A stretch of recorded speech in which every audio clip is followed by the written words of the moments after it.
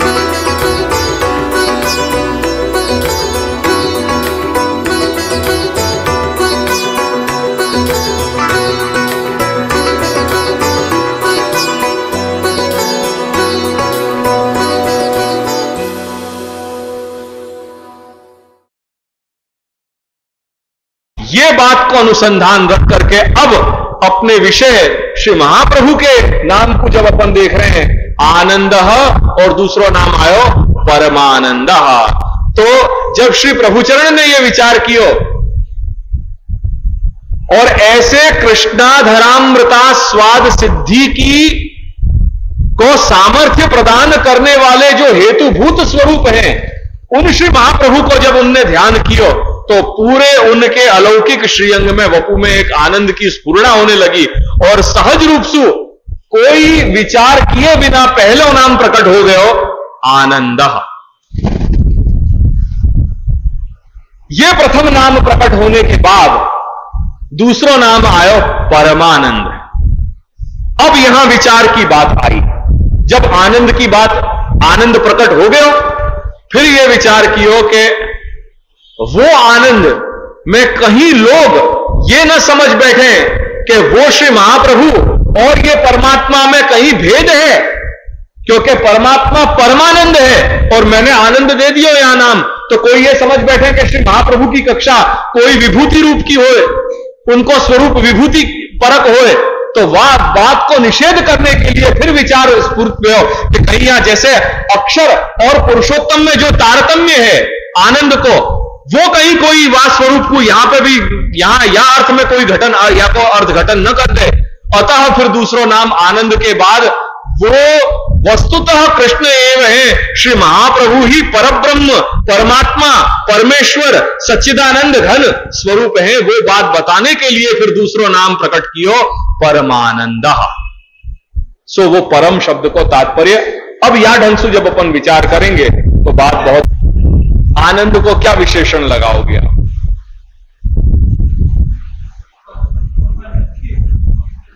कैसे लगाओगे बापू? यही समझो, आनंद ही समझो।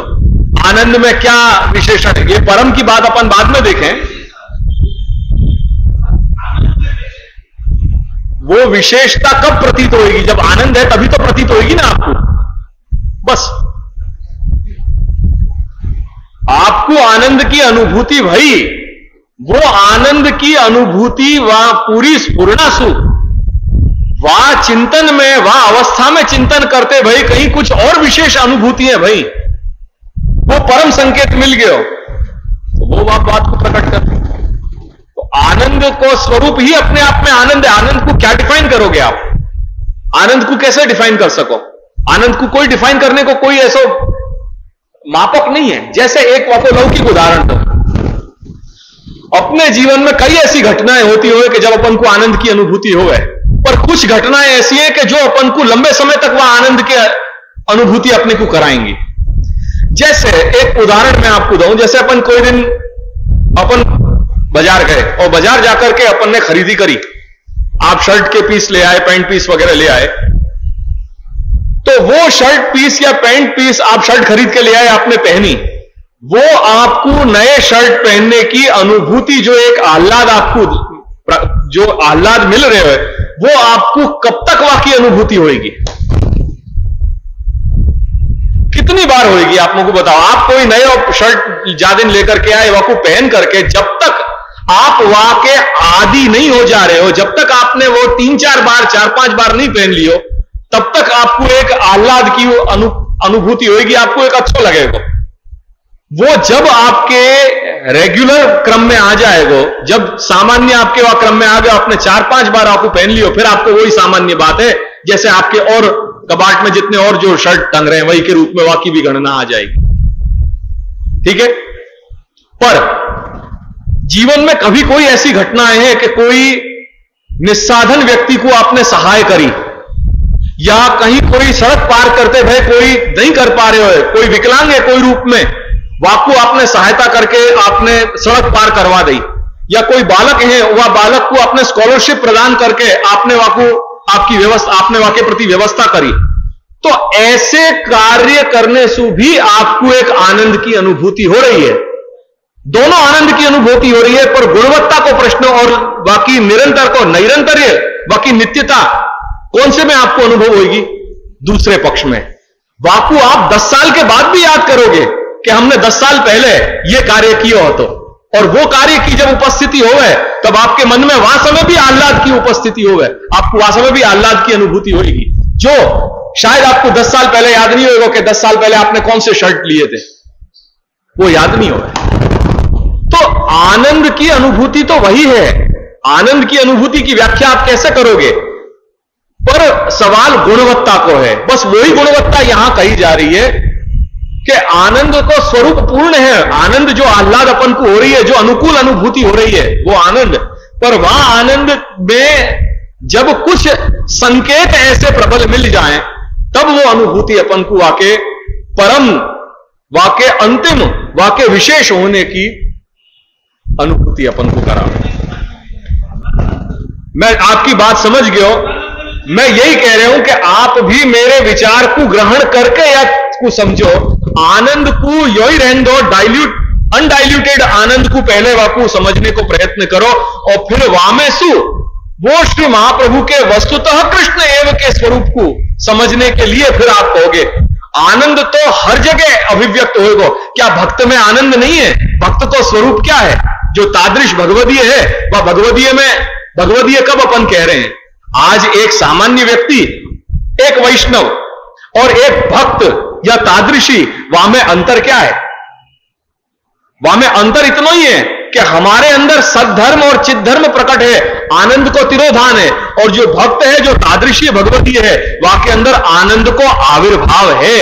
सो वो सच्चिदानंदात्मक है। अतः वो अपने यहां वार्तान में प्रमाण मिल रहे हैं कि वो ठाकुर जी के अनुभव कर सके। तादिन तो प्रभु सानुभाव जतावन लागे, तो वो सानुभाव जतावन लागे मतलब क्या? श्री प्रभु आनंद है और भक्त भी आनंद है, वाके अंदर भी आनंद अंश को आविर्भाव हो गयो। जब एक कक्षा आ गई तो साजातीय संबंध बन गयो, वाक प्रकार की अनुभूति भी होने लगी। तो ऐसा कुछ विशेष बात कहने के लिए पहले सहज रूप से कोई विचार किए बिना कहीं आप एकांत में बैठे भय कोई चीज की याद कर रहे हो, कोई अकारण बैठे बैठे कोई घटना याद आ गई, वो घटना के कारण आपके सहज ही स्मित आपको आ गया हो सके, वो भी हो सके। अब वही रूप में घटना तो हर प्रकार की हो, या प्रकार से जब वहां में और विशेष चिंतन करोगे, क्योंकि विचार है, विचार को तो चेन रिएक्शन हो, एक विचार दूसरे को प्रस्फुटित करे, दूसरे तीसरे को करे, तीसरे चौथे को करे, तो विचार की श्रृंखला चिंता संतान हंतारो, तो चिंता संतान, तो चिंता चिति स्मृत्याम, ये चिंता शब्द जो है वो चिति धातु में सु बने हुए, स्मृति के अर्थ में, स्मरण के अर्थ में, विचार के अर्थ में है। तो एक विचार दूसरे विचार को प्रकट करे, तो एक विचार सु दूसरो, दूसरे सु तीसरो, तो जहां एक बार विचार अपने आयो, वो अपने आप वाकी एक श्रृंखला बना तो चलो जाए, और जैसे जैसे मनुष्य वह विचारण में डूब जाए, वाके शरीर के अंदर होने वाली जो भाव विकृति है वो बदलती चली जाएं, वो और गूढ़ होती चली जाएं, वो और इंटेंस होती चली जाए। तो कुछ यही देखो कि आनंद जब वह स्वरूप को श्री महाप्रभु के वह प्रकार के अलौकिक कृष्णाधरामृता स्वाद सिद्धि प्रदान करने वाले स्वरूप क्या होंगे, उनको जब ध्यान आयो, सहज रूप में कोई विचार किए बिना एक आनंद की स्फुरना अपने मन में भई और उनमें नाम प्रकट हो गया उनके सहज रूप से आनंद। वो विचार में जब फिर और डूबे तो फिर और सारे आयाम वाके खुले और उनके निस्सीम जो वस्तुतः कृष्ण एवं सच्चिदानंद ही कर सतत्व स्वरूप को जब उनको जो तृतीयात्मक स्वरूप को अनुसंधान भयो, तब वो नाम जो प्रकट भयो दूसरो वो परमानंद। एक बड़ी सहज प्रोसेस है, या को अगर या रूप में मानोगे तब भी या की बात समझ सकोगे। ऐसे मुझको लग रहे हो मैं अपने बुद्धि से यथाशक्ति यथासंभव या के मेरे को जो संकेत मिले वो मैं कर रहा हूं। अगर कहीं इन संकेतन में अगर मैंने कहीं कोई गलत प्रतिपादन किया है तो गुरुजन मुझको क्षमा करें, ये वाणी मुझको क्षमा करे। पर जहां तक बन रहे हैं जो विचार प्रकट हो रहे हैं वो को वा रूप में अनुसंधान वाको कह रहे हैं।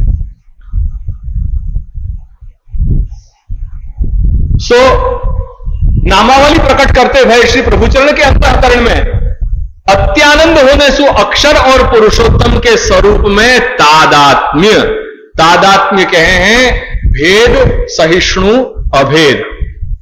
वो अक्षर और पुरुषोत्तम, अगेन वह चार्ट पे चले जाइयो, ये जो सब कुछ है चारों तरफ वो अक्षर को स्वरूप बताया जा रहा है और वो पुरुषोत्तम। तो इन अक्षर और पुरुषोत्तम को जो भेद है वो अक्षर और पुरुषोत्तम के स्वरूप में तादात्म्य, सब कुछ एक ही है। वो तादात्म्य के कारण सहज ही नाम रूपेण आनंद की अभिव्यक्ति, वो आनंद की अभिव्यक्ति हो जा रही है। अब कह रहे हैं आगे, अब अग्रिम नाम परमानंद की बात करें।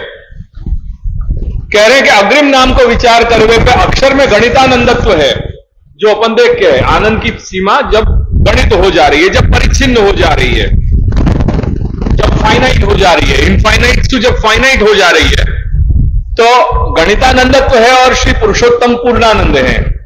तो एक पूर्ण आनंद और एक गणित आनंद, आनंद दोनों जगह है, एक में पूर्ण लगा दियो, असीम अपरिच्छिन्न, और एक में गणित यानी परिच्छिन्न। तो आनंद की गणना में कहीं मुख्य और गौण भाव आ गया।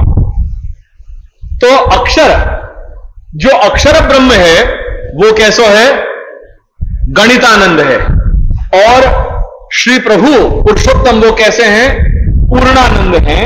तो श्री प्रभु के आस्य स्वरूप होने से जैसे अक्षर गणितानंद है, पुरुषोत्तम पूर्णानंद है, और श्री महाप्रभु पुरुषोत्तम के श्री प्रभु के आस्य स्वरूप हैं। तो जैसे श्री पुरुषोत्तम श्री प्रभु पूर्णानंद हैं, ऐसे उनके आस्य स्वरूप जो वदनावतार श्री महाप्रभु हैं वो भी पूर्णानंद हैं। तो श्री प्रभु के आस्य स्वरूप होने से श्री महाप्रभु में भी अगणितानंदत्व यानी पूर्णानंदत्व की स्फुरना हो रही है। अतः श्री महाप्रभु में गणितानंदकता नहीं है, यह बात बताने के लिए दूसरा नाम प्रकट कियो परमानंद।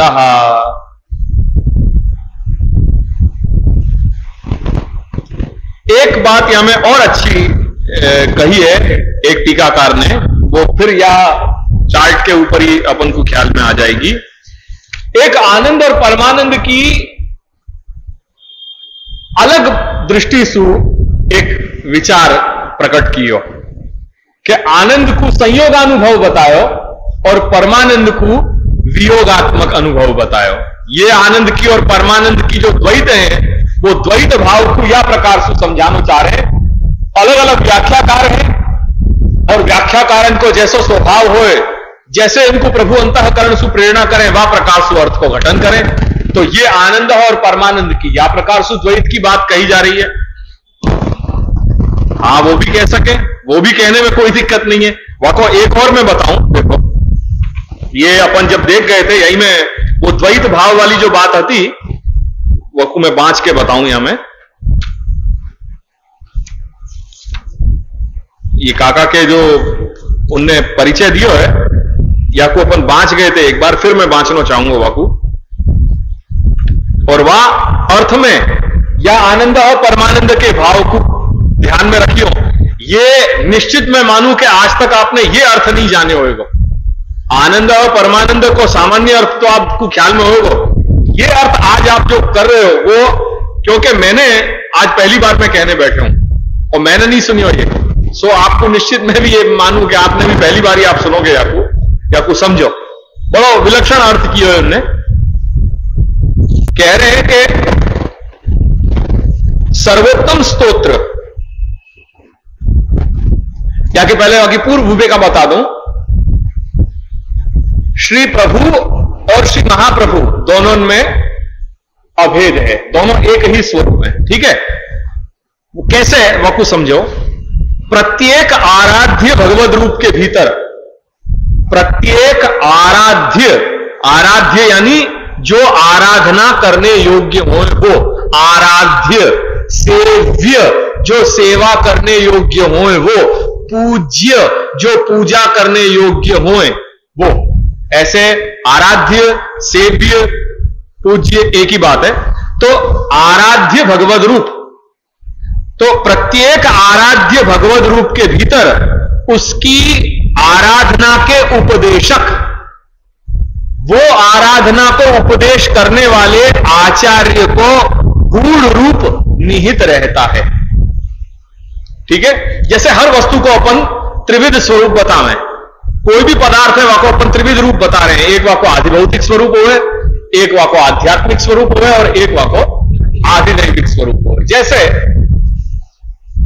लक्ष्मी के प्रसंग में अपन देखें तो वो यहां मैं उदाहरण दे रहा हूं क्योंकि आप सब उदाहरण को समझ सको। महालक्ष्मी जो देवी हैं, कमलासना, वो कौन है? वो साक्षात मूर्तिमती जो महालक्ष्मी है, वो आधिदैवी की स्वरूप है। आप घर में दिवाली के समय जो चौपड़ा पूजन कर रहे हो, जो लक्ष्मी पूजन कर रहे हो, वो लक्ष्मी पूजन उन महालक्ष्मी को आध्यात्मिक स्वरूप है। और जो अपन दैनंदिन व्यवहार में नोट, पैसा, सिक्का, रुपया, इनको जो अपन प्रयोग कर रहे हैं, ये रुपया पैसा जो है वो उन महालक्ष्मी को आधि भौतिक स्वरूप है। ऐसे हर वस्तु के तीन स्वरूपों में जो अपन व्यवहार में जो नोट, रुपया, पैसा जो इस्तेमाल कर रहे हैं, वो महालक्ष्मी को आधि भौतिक स्वरूप, जो पूजन कर रहे हैं अपन, वो उन महालक्ष्मी को आध्यात्मिक स्वरूप, और जो साक्षात मूर्ति आधिदैवी की मूर्ति स्वरूपा है कमलासना, वो आधिदैविक स्वरूप। ऐसे ही गंगा जी को दृष्टांत अपन को श्री महाप्रभु ने बताया सिद्धांत मुक्तावली में। तो जो स्थूल जल रूपा, प्रवाह रूपा जो नदी अपन देख रहे हैं, जो पानी देख रहे हैं, जो वृष्टि और आतप के कारण वृद्धि और ह्रास को प्राप्त हो गए, गर्मी ज्यादा आई, पानी सूख गया, वर्षा भई, पानी बढ़ गया। तो ऐसा जो प्रवाह रूप है जल, जो वृद्धि और ह्रास को प्राप्त हो रहे हो, वो गंगा को आधि भौतिक स्वरूप। अब तीर्थ क्षेत्र में, हरिद्वार आदि तीर्थ क्षेत्र में जाकर के जब आप गंगा स्नान, अर्चन, पूजन इत्यादि विधि कर रहे हो, गंगा तट पे जाकर के तीर्थ क्षेत्र में गंगा तट के सन्मुख उपस्थित होकर के और स्नान, अर्चन, पूजन इत्यादि कर रहे हो, और वासु जो कुछ भी फल मिल रहे हो, वो फल देने वाली जो गंगा है, वो आध्यात्मिकी तीर्थ रूपा गंगा। और इनके अलावा एक तीसरा स्वरूप है जो साक्षात मूर्तिमती आधिदैवी की गंगा। ऐसे जैसे तीनों स्वरूप हैं, यही प्रकार से यहां आपको अर्थघटन करो कि प्रत्येक आराध्य भगवद रूप, जो भगवद रूप है, वह भगवत स्वरूप में, उन भगवत स्वरूप के अंदर एक वह भक्ति के या वह आराधना को उपदेश करने वाले एक आचार्य हैं, गूढ़ रूप से वहां विराज रहे हैं। और वाइस वर्षा प्रत्येक आचार्य में वो भगवद रूप विराज रहे हो एक दूसरे के अंदर। प्रत्येक आराध्य भगवद रूप के भीतर उसकी आराधना के उपदेशक आचार्य का गूढ़ रूप निहित है। और इसी तरह प्रत्येक आचार्य के भीतर वो जिस प्रकार की भगवद आराधना का उपदेश देता हो, प्रदान करता हो, तदनुरूप आराध्य देव का गूढ़ रूप निहित होता है। क्या दृष्टि सु क्या भयो? श्री महाप्रभु कौन से भक्ति के प्रवर्तक हैं? कृष्ण भक्ति के प्रवर्तक हैं। तो कृष्ण को स्वरूप श्री महाप्रभु के अंतःकरण में आयो गूढ़ रूप से अंतर्निहित है। ऐसे ही परस्पर प्रत्येक भगवद रूप कृष्ण के भीतर उन आचार्य को स्वरूप विराज रहे, परस्पर उभय। या हमारे दूसरों नाम अपन जब देखेंगे तो वहां में श्री उभय, श्री प्रभु और श्री स्वामिनी जी के उभय भावसु श्री महाप्रभु को स्वरूप बताया गया है। तो कह रहे हैं प्रत्येक, इसी तरह प्रत्येक आचार्य के भीतर वो जिस प्रकार की भगवद आराधना का उपदेश प्रदान करता हो, तदनुरूप आराध्य देव का गूढ़ रूप निहित होता है।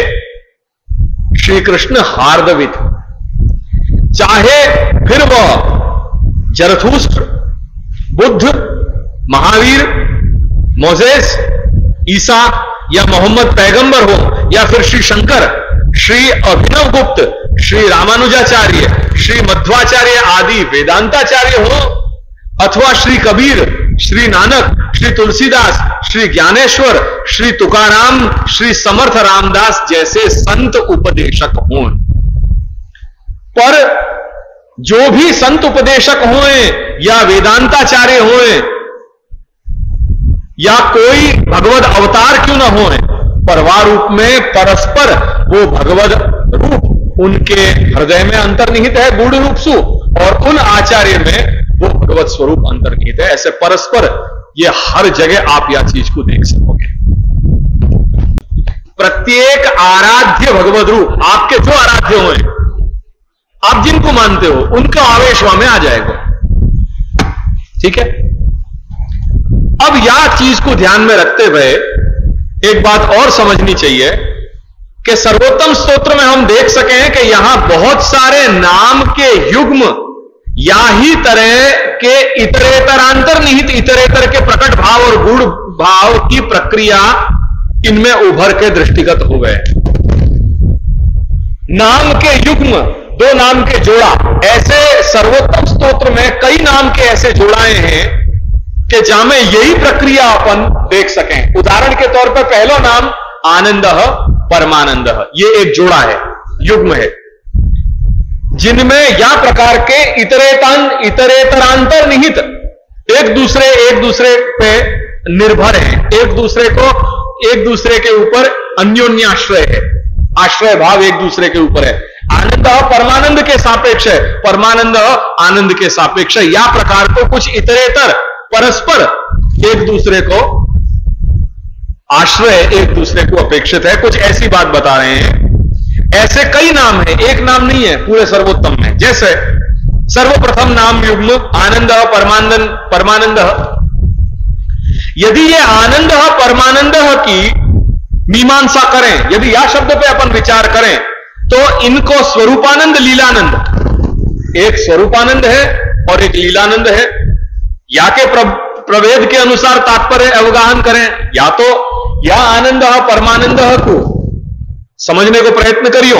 यदि या तो या को स्वरूपानंद लीलानंद या प्रकार से समझो, या अक्षर ब्रह्मानंद पुरुषोत्तमानंद या प्रकार से समझो, या फिर लोकवेद प्रथित और लोकवेद अतीत पुरुषोत्तम या प्रकार के भेद से देखो, या सृष्टि लीला और अवतार लीला या प्रकार से देखो, अथवा भगवान महात्म्य ज्ञान और भगवान सुदृढ़ सर्वतोधिक स्नेह या रूप में देखो, अथवा स्वरूपानंद और भजनानंद या रूप में देखो, अथवा भगवत प्रपत्ति और भगवत भक्ति या शरणागति और भक्ति या रूप में देखो, या भगवत सेवा या कीर्तन या रूप में देखो, या संयोगानुभूति या वियोगानुभूति जो यहां अपन समझने जा रहे हैं, वह रूप में देखो, या भगवत भक्ति या भगवान निरोध या के रूप में देखो, या ऐहिक तनुनवत्व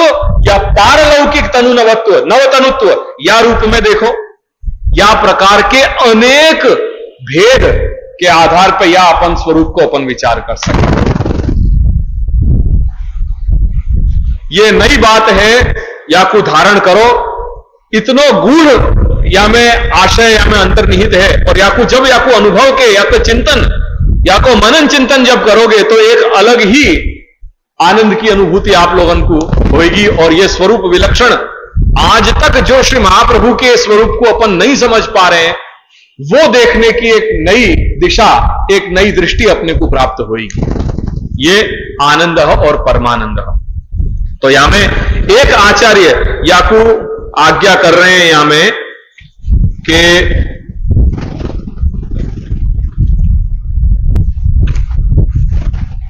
रसस्य संयोग विप्रयोग भेदेन, जो रस है वो संयोग और विप्रयोग, ये दो भेद सु द्विदलत्वात्, या के दो दल हैं, दो पासाएं हैं, एक संयोग और एक वियोग, ऐसे दो दल हैं। तो संयोग पहले है, विप्रयोग बाद में है, ऐसे या प्रकार से या की चक्र या को चलतो जाए, संयोग वियोग या प्रकार से या को चक्र चलतो जाए। तो संयोग पूर्वको विप्रयोग इति पूर्वम संयोग रूपम, जो आनंद सुख कहो जा रहे हो। और अब वही परम की बात, क्योंकि कहीं कहीं कुछ कुछ व्याख्याकार अपने स्वभाव विशेष के कारण विप्रयोग पे भार ज्यादा दे रहे हैं, सो संयोग को आनंद के साथ बाकी सरखामणी करी और विप्रयोग को परमानंद के साथ सरखामणी करी। या हमारे कहीं कहीं कोई कोई आचार्य को विप्रयोग पे पासा प्रबल जा रहे हैं, सो बापू परमानंद के साथ कह रहे हैं संयोगे यावान आनंदो अनुभूयते, संयोग में जा प्रकार को आनंद अनुभव भयो, जितनो आनंद अनुभव भयो वो तावानेव आनंद, वह स्वरूप वालो ये आनंद है। पर संयोग की कक्षा, संयोग को महात्म्य जितनी तीव्रता से विप्रयोग में अनुभव हो है, या हमारे वाकी महत्ता बताते हुए वाकु परम के साथ जोड़ दियो। कह रहे हैं कि ततः उत्तर दलम, तो ये पूर्व दल है संयोग और उत्तर दल ये विप्रयोग है। तो वाके लिए कह रहे हैं क्यों उत्तर दल को प्राधान्य मान रहे हो कि पूर्व अनुभूतो आनंदतः, पूर्व में अनुभव जो संयोग के समय जो अपन ने जो आनंद की अनुभूति करी, वो आनंद सुभी वियोग में, वियोगावस्था में तत्तद अनुभव स्मरणेन, प्रभु के साथ क्या क्या प्रकार की लीलाएं भई, उन सब लीलान को, उन सब अनुभवन को स्मरण हो रहे हो। तत्तन मनोरथ भावनया, क्या क्या मनोरथ हैं भक्त ने संजो के रखे हैं परमात्मा के लिए, वाके प्रियतम के लिए, उनको बार बार वाको भावन वो विप्रयोग में करे है। वो तो जो कुछ भी अनुभव है उन अनुभवन को स्मरण, जो कुछ मनोरथें रचे हैं उन मनोरथन की उनको भावन, और परस्परम गुणालापेन, एक दूसरे के साथ बैठ करके वो जो कुछ भी अनुभव है, वो कुछ भी जो मनोरथ हैं, उनको एक दूसरे के साथ बैठ करके गुणालाप, एक दूसरे के साथ बैठ करके वाको कीर्तन करनो, वाको गुणगान करनो, वो या प्रकार सु अनंत गुणितो आनंदो, या प्रकार सु वो अनंत गुणों वो आनंद बढ़ जाए, अनुभूतः भवति इति परमानंद। सो संयोग की अनुभूति, संयोग को महात्म्य वियोग में ही ख्याल में आवे, और वियोग में वाकी तीव्रता अधिक हो जाए, सो विरह तीव्र ताप तप्त हृदय जब होए, तब जाकर के कहीं प्रभु को प्राकट्य में वो हेतु बने, वो कारण बने, जैसे व्रजस्वामी के प्रसंग में भयो, जैसे कुब्जा के प्रसंग में भयो। न जाने कितने वर्षन की तपश्चर्या आती, और विरह तीव्र तप्त ताप हृदय सुबह ने यही अपेक्षा रखी कि बस मेरे अंतःकरण पे, मेरे वक्षस्थल पे आपके हे प्रभु आपके चरणारविंद यहां पे पधराओ, और प्रभु ने कृपा करी।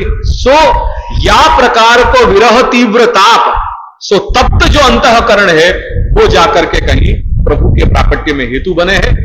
ऐसो कुछ भाव, ऐसो तारतम्य वो आनंद और परमानंद में बताए जा रहे हैं। या के अतिरिक्त भी और कुछ विशेष बातें हैं जो श्रीमद् भागवत के लीला के अनुसंधान में बताई गई हैं। वही मैंने बताया कि विप्रयोग के समय संयोगानुभव, जो संयोग में जो जो अनुभव है वो अनुभवन को स्मरण हो रहे हैं, जो मनोरथ किए उन मनोरथन को बारंबार भावन हो रहे हैं, और परस्पर बैठ करके उनको गुणालाप हो रहे हैं।